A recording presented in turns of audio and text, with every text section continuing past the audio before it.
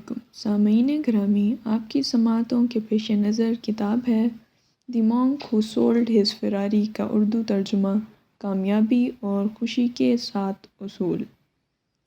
یہ کتاب اپنے خوابوں کو پورا کرنے اور اپنی منزل تک پہنچنے کی ایک سحر انگیز کہانی ہے جو سکھانے کے ساتھ ساتھ دل کو لبھاتی بھی ہے۔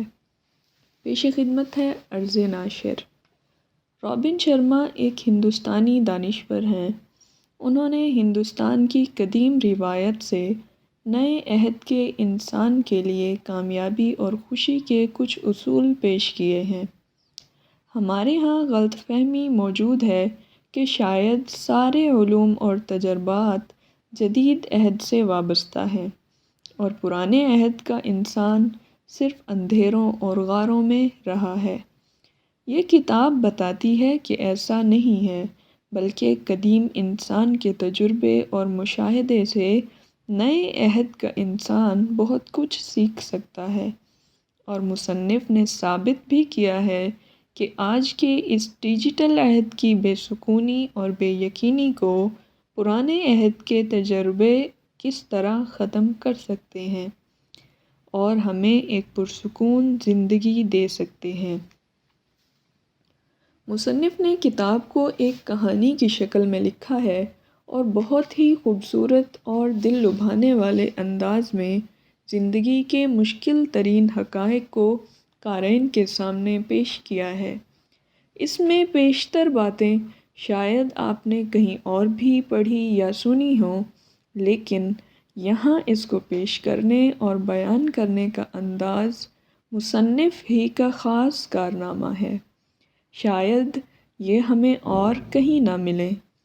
زندگی کے فلسفے کے مشکل ترین حقائق کو کہانی اور سہل انداز میں بیان کرنے کا اسلوب بہت قدیم ہے۔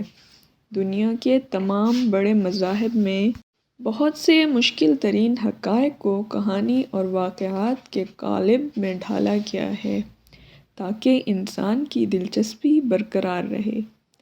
دارالشعور نے یہ کتاب بھی اس جذبے کے ساتھ پیش کی ہے کہ یہ آپ کی زندگی کو بہتر بنانے میں اپنا کردار ادا کرے گی۔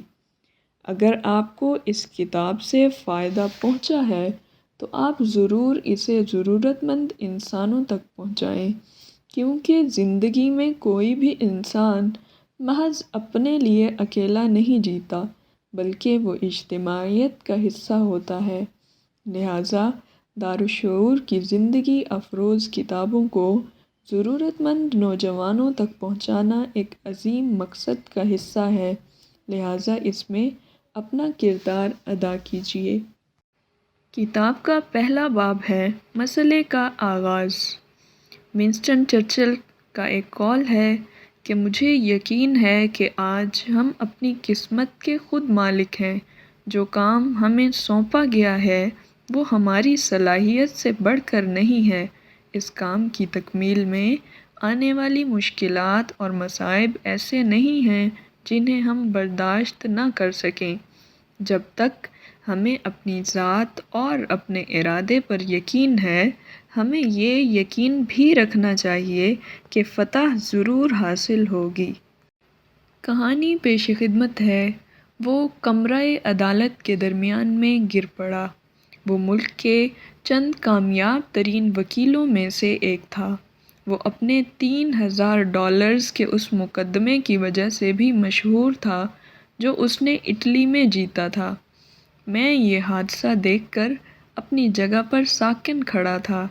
عظیم جولین مینٹل لیکن ایک اچانک حادثے کا شکار زمین پر لوٹ رہا تھا۔ گویا کوئی شیرخوار بچہ ہو، اس کو پسینے آ رہے تھے اور وہ چلا رہا تھا۔ ہر چیز گویا سلو موشن میں چل رہی تھی۔ اس کا پیرالیگل چلایا، اوہ میرے خدا، جولین مشکل میں ہے۔ جج بھی پریشان لگ رہی تھی اور اس نے پرائیویٹ فون سے کسی سے بات کی۔ شاید یہ ایسے ہی ہنگامی حالات کے لیے لگوایا گیا تھا، اور میں دور کنفیوز اور پریشان کھڑا تھا، یہ سوچ رہا تھا او بوڑھے آدمی، ابھی تم مت مرنا، ابھی یہ تمہاری موت کا درست وقت نہیں ہے، تم ایسی قابل رحم موت کے حقدار نہیں ہو۔ عدالتی بیلف جو ایک جانب کھڑا تھا فوراً لبکا اور جولین کے ہونٹوں سے ہونٹ لگا کر اسے مصنوعی سانس دینے لگا اور اس کے سینے کی مالش کرنے لگا۔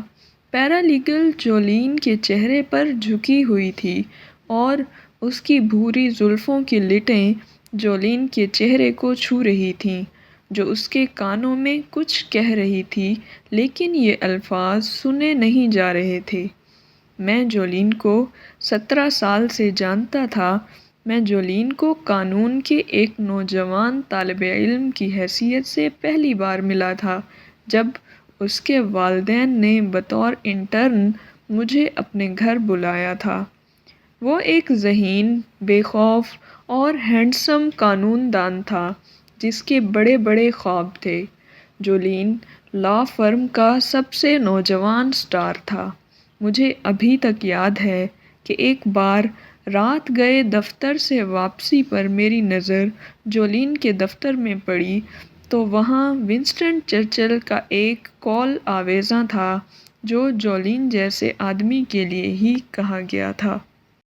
مجھے یقین ہے کہ آج ہم اپنی قسمت کے خود مالک ہیں۔ جو کام ہمیں سونپا گیا ہے وہ ہماری صلاحیت سے بڑھ کر نہیں ہے۔ اس کام کی تکمیل میں آنے والی مشکلات اور مصائب ایسے نہیں ہیں جنہیں ہم برداشت نہ کر سکیں۔ جب تک ہمیں اپنی ذات اور اپنے ارادے پر یقین ہے، ہمیں یہ یقین بھی رکھنا چاہیے کہ فتح ضرور حاصل ہوگی۔ جولین دھن کا پکا تھا۔ وہ اپنے خوابوں کی تعبیر اور منزل کے حصول کے لیے روزانہ 18 گھنٹے کام کرتا تھا۔ میں نے یہ بھی سنا تھا کہ اس کا دادا سینیٹر رہا تھا جبکہ اس کا باپ وفاقی عدالت میں بہت بڑا جج تھا۔ وہ ایک دولت مند خاندان سے تعلق رکھتا تھا اور اس کے کندھوں پر بھی ایسی ہی بھاری بھرکم توقعات کا بوجھ تھا۔ تاہم میں ایک بات کا اعتراف کروں گا، وہ زندگی کی دوڑ میں اکیلا ہی بھاگا تھا۔ وہ چیزوں کو اپنے انداز سے کرنے کا عادی تھا۔ کمرہ عدالت میں جولین کے بحث مباحثوں اور اداکاریوں کو لے کر اخبارات اپنی شہ سرخیاں بناتے تھے۔ امراء اور مشہور ہستیوں کو جب بھی مشورے کے ساتھ ساتھ ایسی اداکاری کی ضرورت ہوتی وہ جولین سے رابطہ کرتے۔ اس کی غیر نصابی سرگرمیاں بھی غالباً اتنی ہی مشہور تھیں۔ وہ رات گئے خوبرو اور نوجوان فیشن ماڈلز کے ساتھ شہر کے سب سے نفیس ریستورانوں کا دورہ کرتا اور اسی وجہ سے وہ شہر بھر میں مشہور بھی ہو گیا تھا۔ میں ابھی تک یہ سمجھ نہیں پایا تھا کہ اس نے مجھے قتل کے اس سنسنی خیز مقدمے میں جرح کے لیے ساتھ کیوں ملایا تھا۔ اور گرمیوں کی صبح یہ واقعہ ہو گیا۔ میں نے ہارورڈ لاء اسکول سے قانون کی ڈگری حاصل کی تھی جو جولین کی بھی مادر علمی تھی۔ میں اس لاء فرم میں بہت ذہین انٹرن نہیں تھا اور نہ ہی میرے خاندان میں کوئی ایسا شخص تھا۔ میرے باپ نے اپنی پوری زندگی ایک بینک میں سیکیورٹی گارڈ کی نوکری کرتے گزار دی۔ اس سے پہلے وہ نیوی میں ملازم تھے۔ تاہم جولین نے اس کیس میں معاونت کے لیے میرا انتخاب کیا تھا، ایک ایسا مقدمہ جو قتل کے مقدمات کی ماں کہلانے لگا تھا۔ اس نے مجھے کہا تھا، مجھے تمہاری بھوک پسند ہے۔ بلا شبہ ہم وہ مقدمہ جیت گئے تھے اور بزنس ایگزیکٹو جس پر اپنی بیوی کو بے دردی سے قتل کرنے کا الزام تھا آزاد ہو گیا تھا۔ شاید تب تک آزاد تھا جب تک اس کا ضمیر اسے آزاد رہنے دیتا۔ گرمیوں کی اس شام مجھے بھی اس سے بہت بڑا سبق ملا۔ ایسے موقع پر جہاں کسی کو کوئی شک نہ ہو۔ شک پیدا کرنا بہت بڑی بات ہوتی ہے۔ یہ جیتنے کے لیے نفسیات میں ایک سبق ہوتا ہے۔ میں نے اس سبق کو کسی اسفنج کی طرح مکمل جذب کر لیا تھا۔ جولین کی دعوت پر میں نے فرم کو ایک انٹرن کی حیثیت سے جوائن کیا تھا اور ہمارے درمیان جلد ہی بہت گہری دوستی بھی ہو گئی۔ میں یہ بھی اعتراف کروں گا، اس کے ساتھ کام کرنا آسان کام نہیں تھا۔ اس کے جونیئر کے طور پر کام کرنا کسی پریشانی سے کم نہیں تھا اور اکثر رات گئے تک کام کرنا پڑتا تھا۔ یہ اسی کا مخصوص انداز تھا۔ یہ آدمی کبھی غلط نہیں ہو سکتا تھا، تاہم اس کے اندر ایک ایسا انسان چھپا ہوا تھا جسے لوگوں کی پرواہ ہوتی تھی۔ وہ کام میں کتنا ہی مصروف کیوں نہ ہوتا، مجھ سے ایک خاتون جینی کے بارے میں ضرور پوچھتا تھا، جسے میں اب بھی اپنی دلہن کہتا تھا۔ اگرچہ میں نے لاء اسکول میں جانے سے پہلے سے جینی سے شادی کی تھی، اپنے معاشی حالات کی وجہ سے میں نے ایک اور فرم میں بطور انٹرن کام کرنا چاہا تھا، تاہم جولین نے میرے لیے اسکالرشپ کا بندوبست کر دیا تھا۔ جولین اپنے دوستوں کو کبھی نظر انداز نہیں کرتا تھا، تاہم سب سے بڑا مسئلہ یہ تھا کہ وہ کام کو اپنے سر پر سوار رکھتا تھا۔ ابتدائی چند سالوں میں اس نے اپنے کام کی زیادتی کا یہ بہانہ بنایا کہ وہ کمپنی کی بہتری کے لیے اتنا کام کرتا ہے، اور یہ کہ وہ جلد ہی ایک مہینے کی چھٹی لے کر جزیرے کی سیر کو جائے گا۔ وقت کے ساتھ ساتھ جولین کے کام اور اس کی ذہانت کی شہرت بڑھتی چلی گئی اور اس پر کام کا بوجھ بھی زیادہ ہوتا گیا۔ مقدمات کی مقدار اور معیار دونوں ہی بڑھتے گئے اور جولین مصروف تر ہو گیا۔ وہ کبھی کبھی پرسکون لمحوں میں یہ راز بھی آشکار کرتا کہ وہ صرف چند گھنٹوں کی نیند ہی لے سکا ہے اور اسے یہ احساس جرم ستاتا رہتا ہے کہ وہ کام کیوں نہیں کر پایا۔ مجھ پر یہ جلد ہی واضح ہو گیا تھا کہ اسے زیادہ کی بھوک کھا رہی ہے، زیادہ دولت، زیادہ شہرت اور زیادہ عزت کی بھوک۔ توقع کے عین مطابق جولین بہت کامیاب انسان بن گیا۔ اس نے ہر وہ چیز حاصل کر لی تھی جس کا کوئی انسان تصور کر سکتا ہے: کامیاب کاروبار، وقار، لاکھوں کی آمدن، جزیرے پر ایک عدد بنگلہ جس کے ہمسائے میں مشہور شخصیات رہتی تھیں، ذاتی ہوائی جہاز اور اس کے ڈرائیو وے میں کھڑی چمچماتی لال رنگ کی فراری۔ تاہم میں جانتا تھا کہ چیزیں جتنی خوشگوار نظر آتی ہیں ویسی ہیں نہیں۔ میں آنے والی قیامت کے آثار کو بھانپ گیا تھا، اس لیے نہیں کہ میں فرم میں موجود دیگر لوگوں سے زیادہ ذہین تھا، بلکہ اس لیے کہ میں نے جولین کے ساتھ زیادہ وقت گزارا تھا۔ ہم ہمیشہ ساتھ ہوتے تھے کیونکہ ہم ہمیشہ کام بھی ساتھ ہی کرتے تھے۔ چیزیں کبھی اتنا آہستگی سے نہیں چلی تھیں۔ کمپنی کے افق پر ہمیشہ کوئی تازہ مقدمہ ہوتا تھا جو پہلے مقدمے سے بھی اہم اور بڑا ہوتا۔ جولین کے لیے مقدمے کی تیاری ہمیشہ کم ہی ہوتی تھی۔ اگر جج نے کوئی ایسا ویسا سوال کر دیا تو کیا بنے گا؟ خدا کی پناہ، اگر ہماری تحقیق مکمل نہ ہوئی تو کیا ہوگا؟ اگر وہ کمرہ عدالت میں لوگوں کی حیران نگاہوں سے متاثر ہو جائے تو کیا ہوگا؟ جیسے کوئی ہرن گاڑی کی تیز لائٹ میں منہ چھپاتا ہے، بس ہم زیادہ سے زیادہ محنت کرتے اور میں بھی اس کی اس کام کی دنیا میں دھنستا چلا گیا۔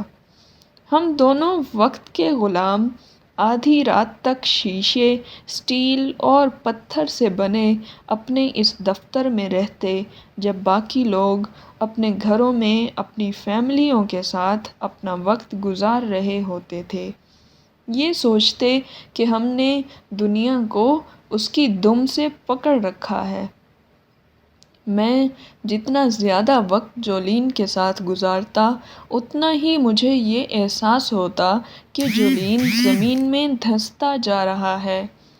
ایسا لگتا تھا کہ اسے موت کی خواہش ہے، کوئی بھی چیز اسے مطمئن نہیں کر سکتی تھی۔ نتیجے کے طور پر اس کی شادی ناکام ہو گئی۔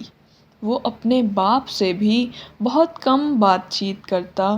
اس کے پاس دنیا کی ہر نعمت تھی جس کی کوئی انسان صرف خواہش ہی کر سکتا ہے، لیکن ابھی بھی اسے وہ چیز حاصل نہیں ہوئی تھی جس کی وہ تمنا کرتا تھا۔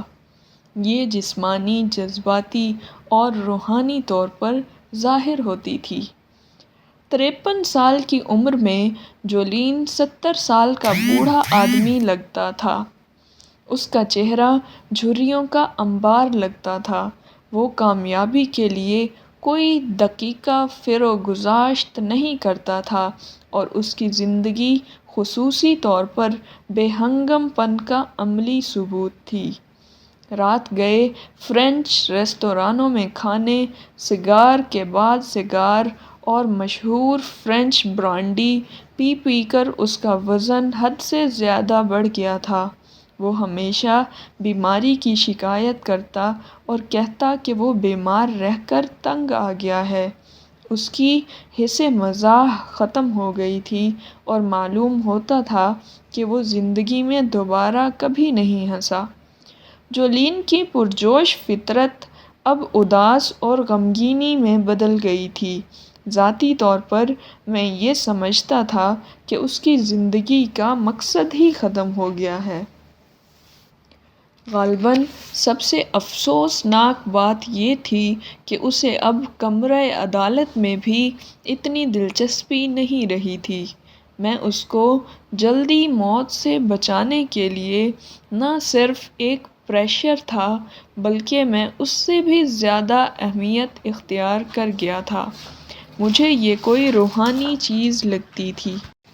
تقریباً وہ مجھے روز ہی کچھ نہ کچھ بتاتا کہ وہ کوئی نیا کام کر رہا ہے، لیکن اس کا اندر بالکل خالی ہے۔ جولین نے مجھے بتایا تھا کہ بطور نوجوان اسے قانون کی تعلیم سے عشق کی حد تک لگاؤ تھا۔ قانون کی پیچیدگیوں نے اسے زندگی سے بھرپور رکھا۔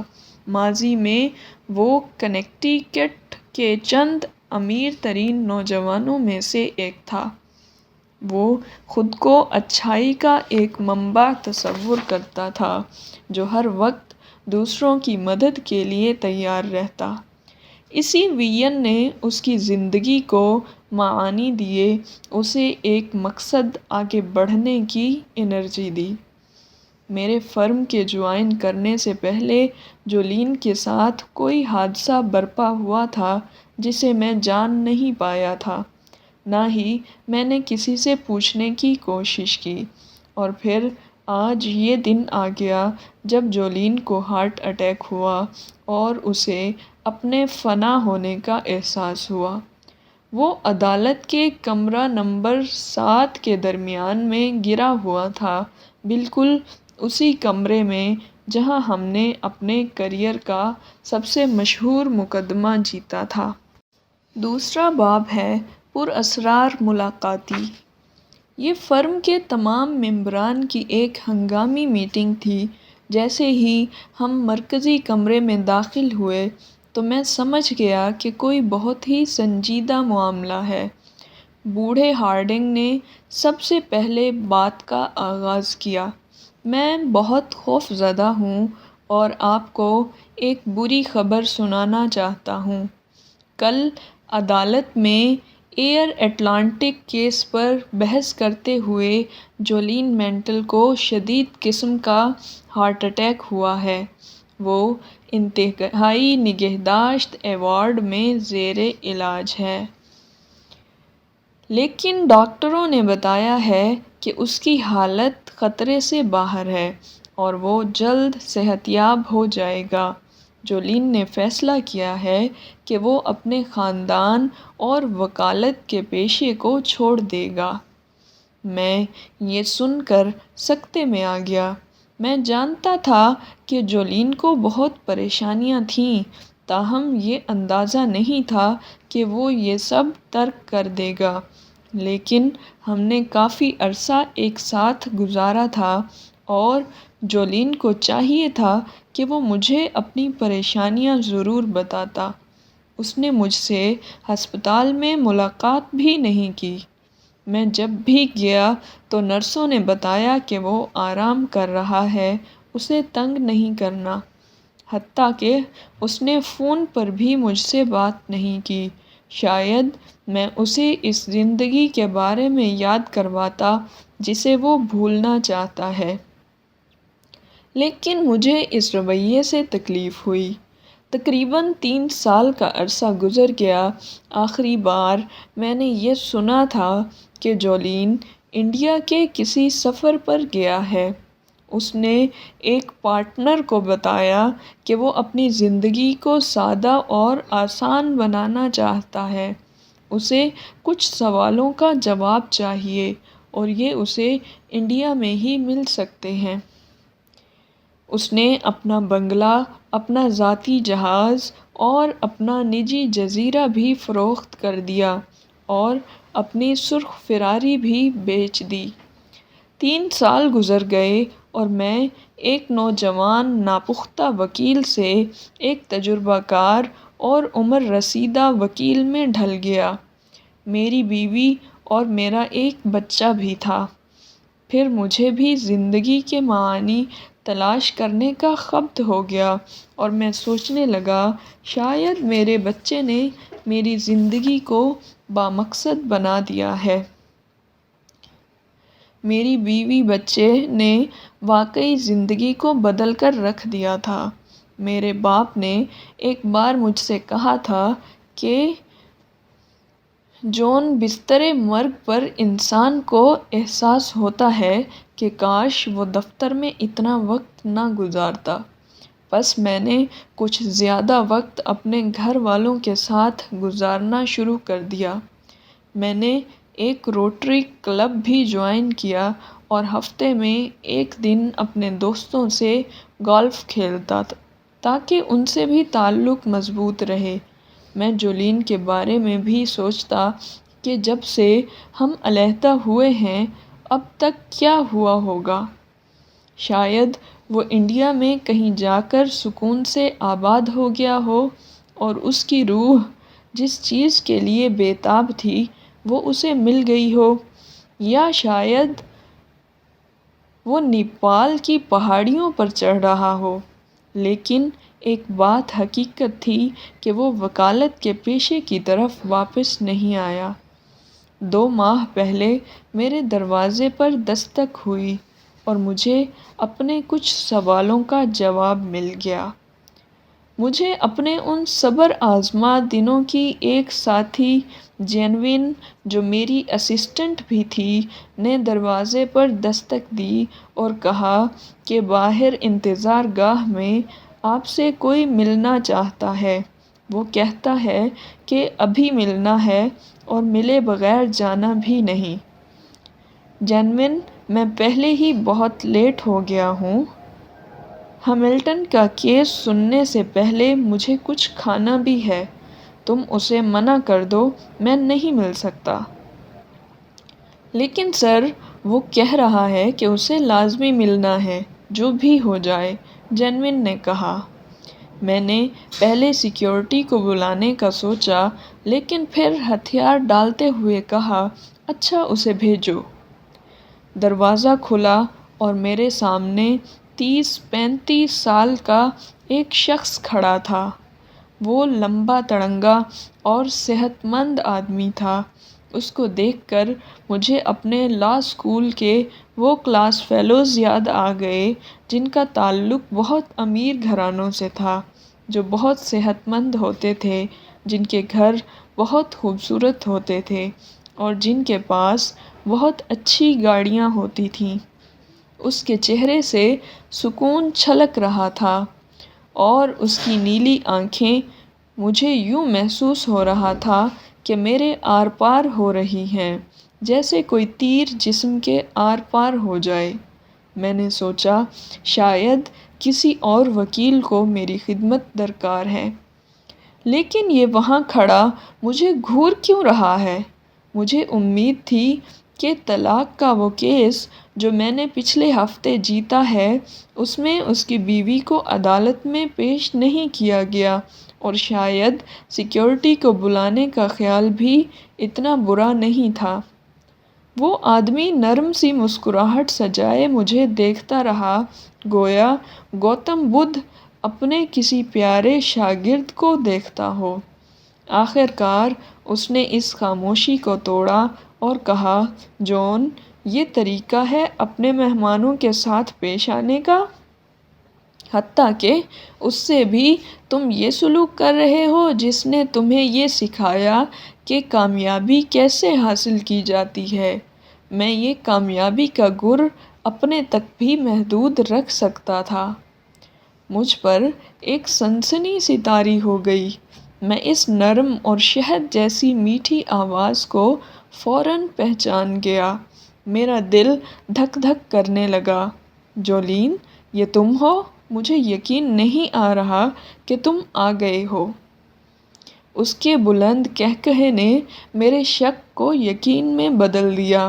میرے سامنے کھڑا شخص انڈیا کا ایک یوگی جولین مینٹل تھا۔ میں اس میں یہ تبدیلی دیکھ کر ہکا بکا رہ گیا تھا۔ میرے اس دوست کی وہ بھوت جیسی شکل، مسلسل کھانسی اور بے رنگ آنکھیں اب ویسی نہیں رہی تھیں۔ اس کی صحت بھی بہتر تھی اور اب وہ بیمار نہیں لگتا تھا۔ اس کی آنکھیں روشن تھیں، وہ زندگی سے بھرپور تھا۔ میرے سامنے میری سابقہ لاء فرم کا کوئی باس یا کوئی کولیگ نہیں، بلکہ ایک ایسا انسان بیٹھا تھا جو بہت خوش تھا اور مجھے اس کی موجودگی میں سکون مل رہا تھا۔